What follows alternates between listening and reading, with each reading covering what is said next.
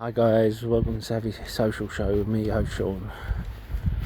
I've just been out to vote, and no matter who you're voting for, make sure you do the same. Now, I am a strong believer in wealth tax. Now, granted, it may well hit me. I'll be on the cusp if one does come in, but knowing the governments, they'll probably hit the likes of me, and they will all have their money offshore, so they'll be exempt. Why am I a supporter? Well, if you look at this, you will see that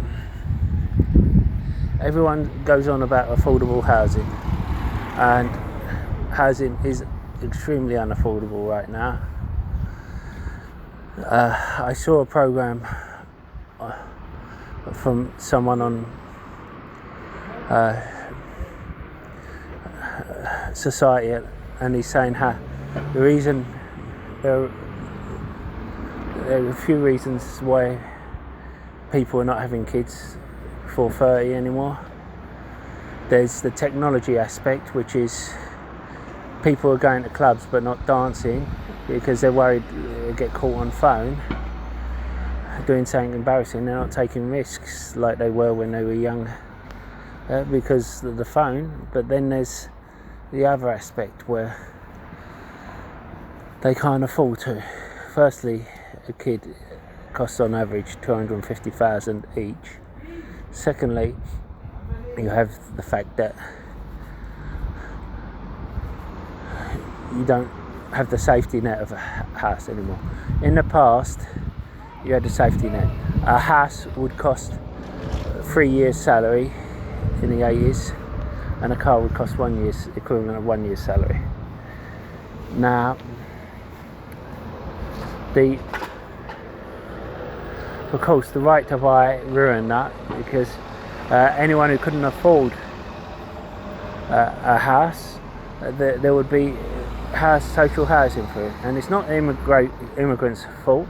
It's because all the stock was sold off and it wasn't replenished as it was supposed to be. The issue now is that Brexit, whether you were for Brexit or against Brexit, was announced on the same day the EU was going to announce a crackdown on money in offshore accounts. And Cameron, who announced the Brexit vote, where did he have all his money? Offshore. Which is why he was in the Panama Papers, along with a lot of other MPs. Now, you can see that Brexit has damaged this country and cost this country more than World War II. The reason I'm bringing up the 80s and World War II is because we had more growth and more social equality in the 80s and post World War II than any other period. Why was that? Because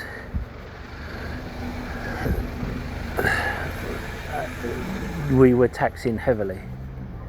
In the 70s, the top tax rate was 83%. A CEO's pay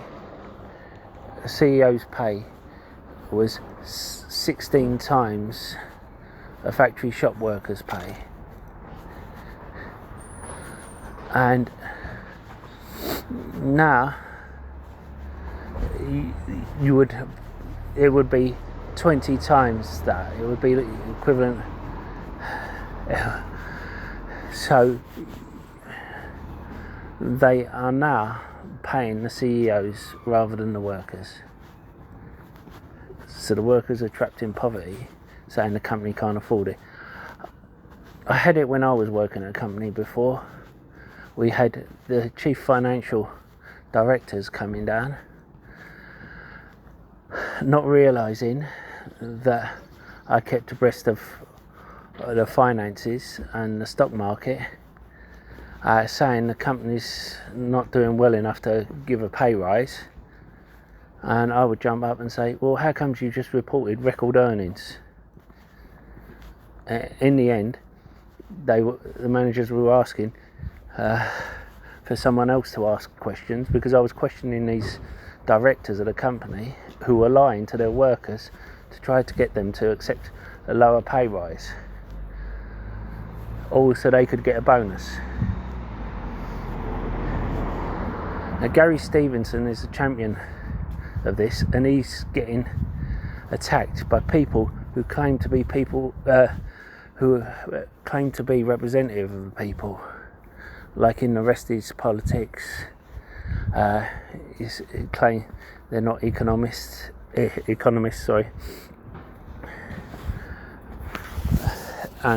But post World War II, this tax was used to build houses to get the economy going.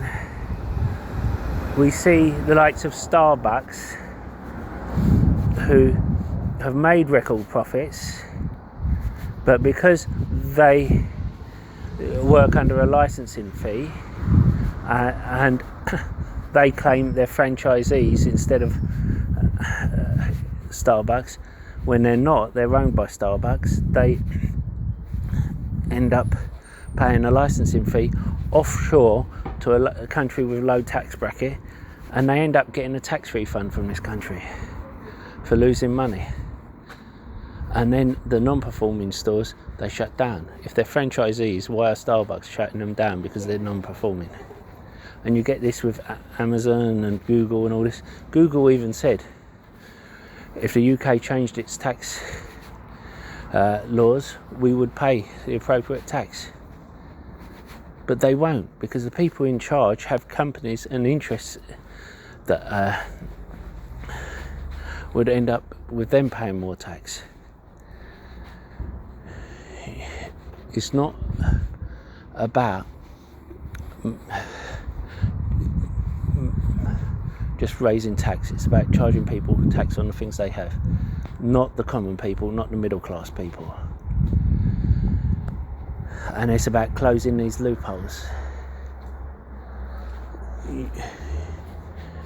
You have these companies that are taking advantage. We saw with Boots and Vodafone setting up when Cameron ran on the back of running an investigation into Boots and Vodafone years and years ago, where they owed £45 billion in tax, and they'd set up a post office box in another country as their home office, so they didn't pay tax. And what happened when he got in? He told HMRC to close down the investigation. Now, there's some figures for you. When HMRC investigate a working class person, for every £1 spent investigating, they bring in about £1.53 to £2 in lost tax. When they spend £1 investigating big businesses, for every £1 they investigate, they're bringing in £45 in lost tax. And they just cut the software budget for HMRC. So why don't they just concentrate on big businesses when a majority of the tax fraud is with them? Well, firstly, a lot of them have investments in these companies.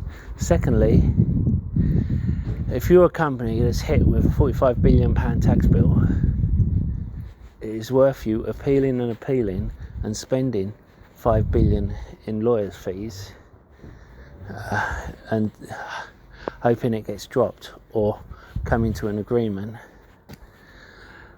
rather than, or even facing a fine of $500,000 rather than paying it up front. And that's what these companies do. They will not accept it, because if they accept, they've avoided tax. Then firstly, it's bad optics. Secondly, what's even worse, it's going to cost them more money going forward.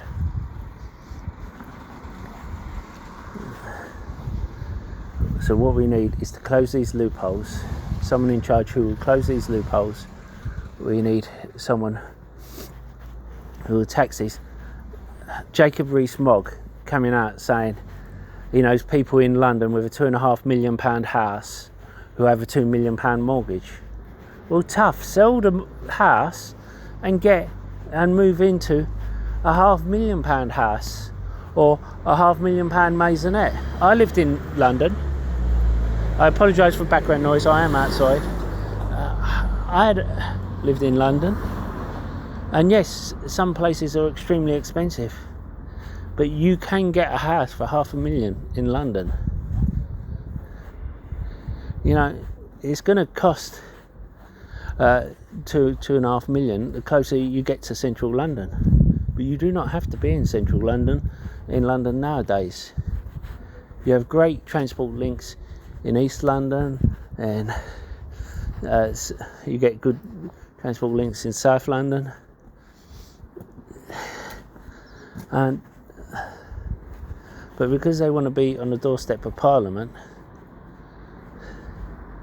these people who want to be in West London, these people are paying for it, and then they're claiming they have no money.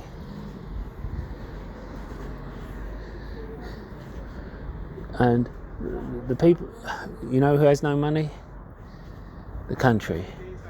And the country is then going round to the poor and the disabled and the people who actually have no money and nothing to spare, and saying, we want it back. We want everything we can get from you. They're raising the state pension age. I gave them an idea where they wouldn't have to, and they just discredited it.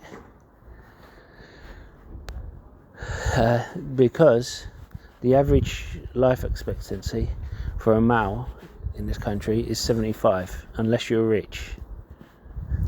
So they eventually want to raise it to 75, so that a majority of people do not live to reach the state pension age.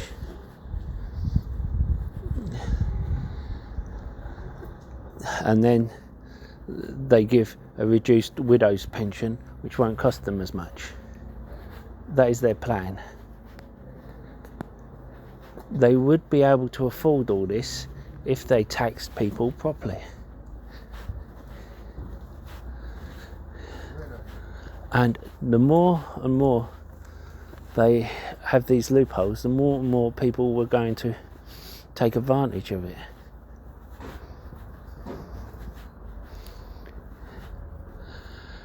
Now, I don't expect this to get much viewage, but if you're interested, subscribe to Gary Stevenson.